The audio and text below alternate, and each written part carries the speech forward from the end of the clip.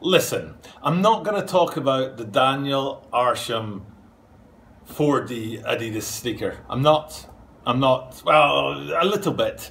Maybe 10 seconds just to say it's an absolute grail of mine. Absolute grail. Love it. I'm sure it's surely behind me here and all. It's one of the most beautiful sneakers I have ever seen.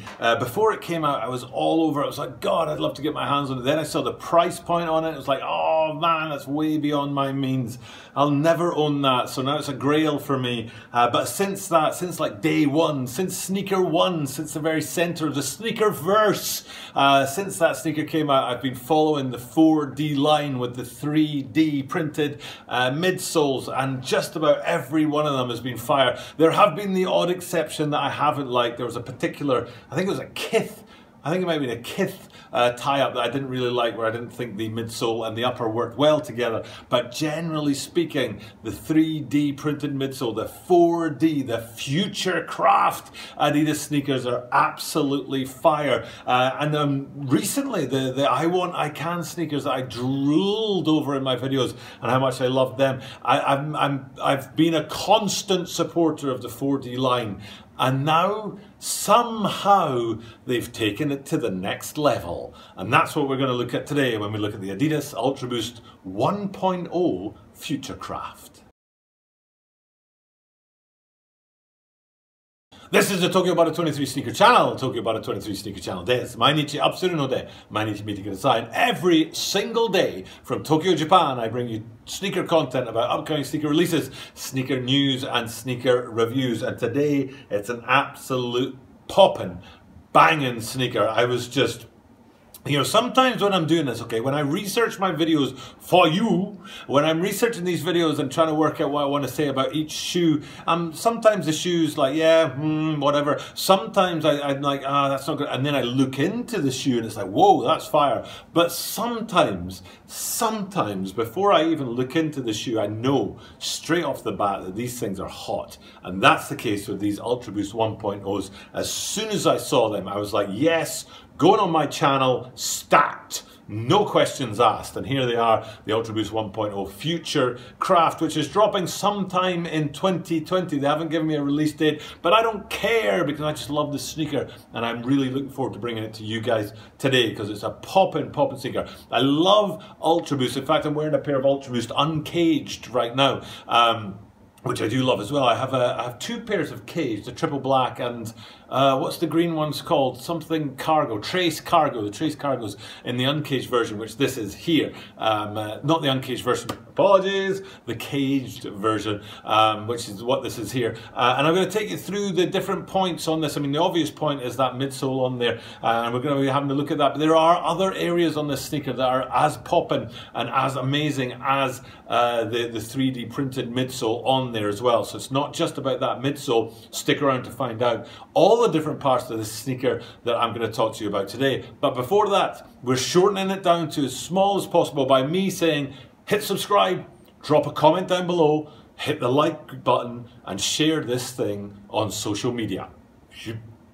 No more than that. But I am here in Tokyo, Japan, so I do say in Japanese, Toroku yoroshiku onegai shimasu. Ii mo clickすると助かるので、日本語のコメントよろしくお願いします。あとはソーシャルメディアにシェアすると助かるので、その4点をよろしくお願いします. So we're paring all that down so that I can spend more time talking about the sneakers instead of talking about other things, like the butter movement, that kind of stuff. Comes at the end of the video. Right now we're going to take a look at these UltraBOOST 1.0 Futurecraft 4D sneakers, and I think they're absolutely popping. There's one place on these guys that I don't quite like. I don't dislike it, but I don't quite like it. But just about everything else on these guys is absolutely popping. And let's have a look at those things right now. So, first things first, let's go straight to the cage. It looks like a kind of triple white sneaker in a way, but when you have a close-up look at the cage on the side there, you can see it's actually a textured cage, and there seems to be a little bit of pops of color in there, almost like silver or gray or something along those lines, giving it a kind of diamondy effect. So the cage straight away is a bit of a surprise, expecting that to be a flat sort of matte cage, as most not all, but most UltraBOOST cage sneakers have, or UltraBOOST 1.0 through 4.0. Obviously we know what went wrong with the 2019s, but sticking with the regular, the original, the OG silhouette with that cage on the side, often matte, but not in the case of these ones. There's a textured finish on there, and generally speaking, I mean, this is just me.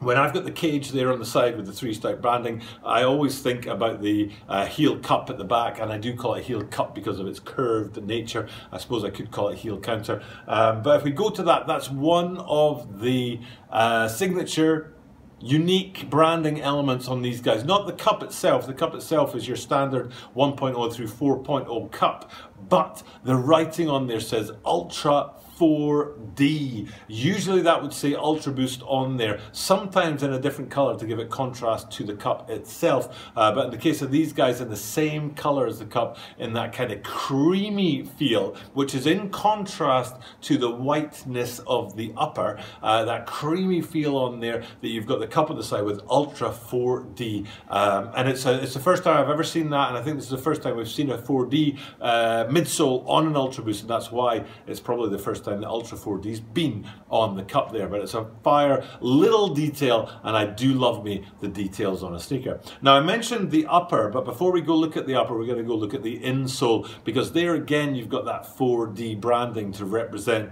that midsole on this sneaker. So in two places, the heel counter and also, well, the heel cup, counter cup, the heel cup, I'm going to say, like I said, or on the insole you've got that 4D branding there. And then coming outside to the knit, the prime knit, one of the greatest advances in upper technology in the history of sneakers. The prime knit on there is in the 1.0 configuration, which means that there's certain kind of lines and designs that you'll be able to see behind me right here. They lended themselves well, is that the right way to say that? Those lines lended themselves well to a gradient look, where like the center would be a dark, say, purple, and then gradually as you went along the different sort of sections of the prime knit, that purple would lighten to give you a gradient look. But in the case of these guys here, it's an all white upper, and then that knit there on the front is just in that all white, which is in contrast to that heel counter that I was talking about before, which is in that cream color. And that is the one thing about these sneakers that I'm not a huge fan of, is that the white of the upper is too white and the cream of the heel cup is too cream, if you know what I mean. Now I know why they did that, and the reason they did that, and now it's time to look at the main element of the sneaker, is because of the midsole.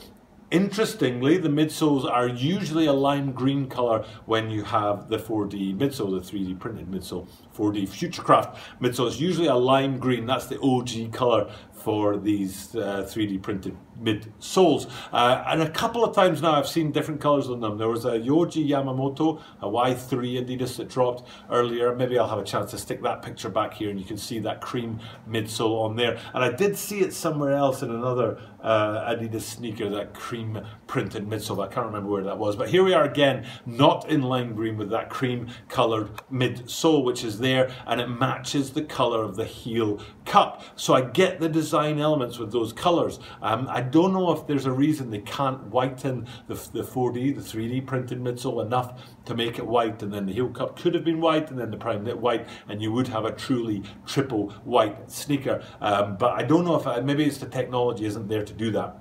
And the best they can get out of it is this kind of light cream color, and that's why you've got that light cream heel cup as well. Personally, I would have liked that to be something different. If you're not going to have triple white, then I would have gone with, say, a black heel cup, or maybe even red or something like that, or stay with the lime green midsole and have a lime green heel cup or something along those lines.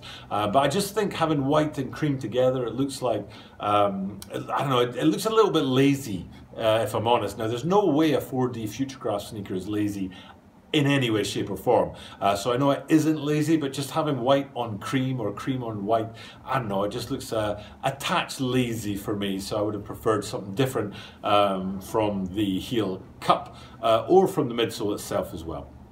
All in all though, we're talking an absolutely fire sneaker. That black outsole on there to crown off the bottom of the sneaker just really adds a point of colour, a point of look, focus to look at. And all in all, it's just a really, really fine sneaker. I love my UltraBOOST sneakers, love UltraBOOST caged, absolutely adore UltraBOOST uncaged. I think they're a great sneaker. And these 4Ds Futurecrafts are always a sneaker I look to review for the channel, have done many, many times in the past. Not only with those I want, but also with ZX 4000 4Ds as well. I've reviewed them multiple times. Really fine sneakers.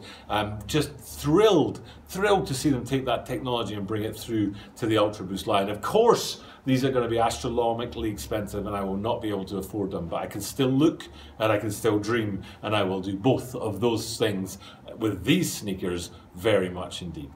For now though, it's time for me to sign off, and thank you guys for checking out my content as I do this every single day. Hard work, but you know, it's worth it. I like doing it. I realized recently that I wasn't enjoying my content as much, and it was becoming too much of a, what's the word, it was almost right at the front of my brain there. Too predictable. That's what it was. It was too predictable, and there wasn't any fun in it anymore, and I was kind of losing that fun. So I've tried to have a little reset, take out, you know, some of that redundant material where I talk too much at the start of the videos or spend too much time talking about subscribers, and I've tried to kind of, you know, refresh a little bit. I hope that that's coming through in the videos and you guys at home are feeling that and feeling the difference with the content. But for now though, like I said, it's time for me to sign off. Thank you guys for checking out my content. I will be back tomorrow with another video, and then that video will have the first hint of the week for the butter movement, guys, as we play this game where you have to try and guess which rare sneaker shoe butter will bring us next Sunday.